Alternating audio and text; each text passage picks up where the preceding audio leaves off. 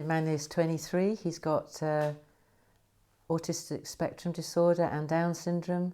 He can have sometimes challenging behaviour if not treated well, and his sensory needs ignored. But he's a very sweet, loving guy who has a beautiful smile. And since leaving school, he's had a difficult life. He was in a care home for about 6 months, and then he got sectioned because it wasn't picked up that the care home wasn't working for him.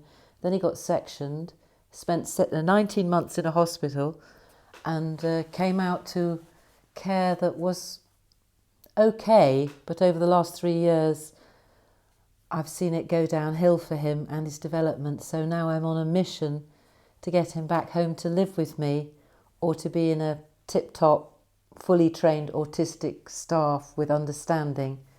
That kind of situation I want to get him into now.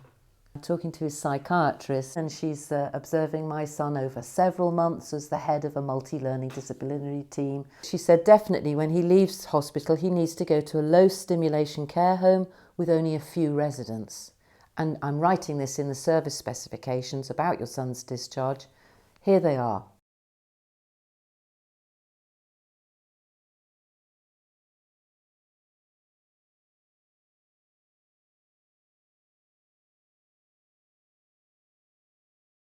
I went to Martin Searle Solicitors from the advice of Care for Carers, because Martin Searle Solicitors are doing quite a lot of workshops for carers in this area, I believe, and they're giving people quite a lot of education and helping empower them.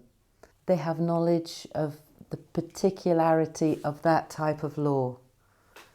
You know, it's the same as if I had a party wall problem with my neighbour next door. I'd go to a party wall solicitors firm, wouldn't I? So it's the same if you want help working with something you're in contention or you're feeling you're in dispute with social services.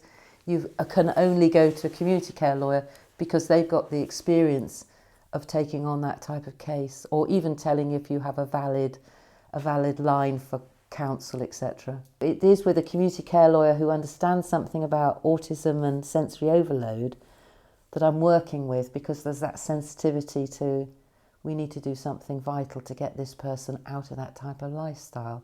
Otherwise, my son could have been left there for the next 10 years. You've got to know the Mental Capacity Act, because otherwise you'll be outwitted, you know, or you'll be told some wrong information about it. But as it was in my last meeting, we got the decision that we wanted, and that it was in Emmanuel's best interests to leave a care home where his sensory needs were not being met. Be really clear about what you want, really believe you can do it, have some daring action and stand up to the authorities who say you can't do what your dream is for your relative. Keep on the case with passion, absolute passion, and keep persevering.